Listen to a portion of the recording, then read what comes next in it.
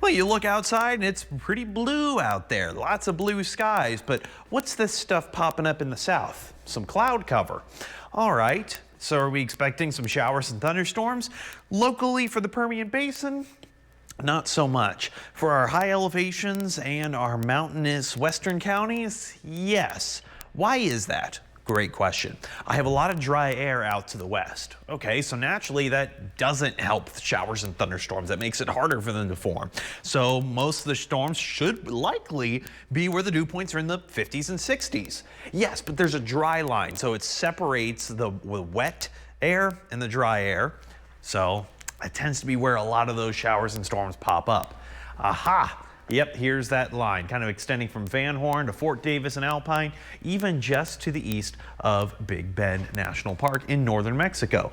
So what are we looking at? Well, a couple of these storms, they gained enough strength. They did get up to severe status, but now they have already weakened. They're not moving at all. Notice this is on a 2-hour loop. Where do they move? They're actually just moving a little bit south, meaning that they're using up all the energy in that part of the atmosphere.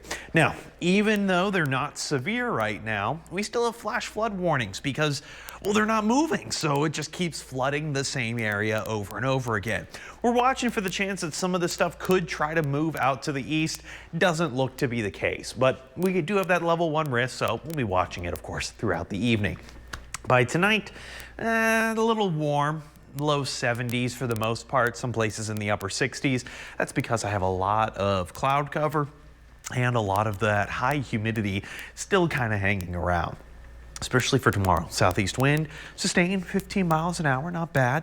By the afternoon, thunderstorm chances, 40% coverage, so a little bit higher than what we're normally used to. About 90 degrees, so it's not too terribly hot. And I feel like that a lot of those storms are going to help cool us down just a little bit. As we move to Monday evening and to Tuesday morning, everything's fine. Nothing else crazy going on here. As we move to the afternoon, it's really fascinating. We're kind of in between. We're right where this dry line is. So you're going to have showers and thunderstorms to our western areas, but also to our eastern areas. They combine in the middle, trying to push their way up to Midland, Odessa, and they don't really make it. Okay, this actually looks very realistic. What about Wednesday? Maybe Wednesday morning, some showers and thunderstorms all south, and maybe an isolated sprinkle, but most of the action is either out to the west or out to the east or both.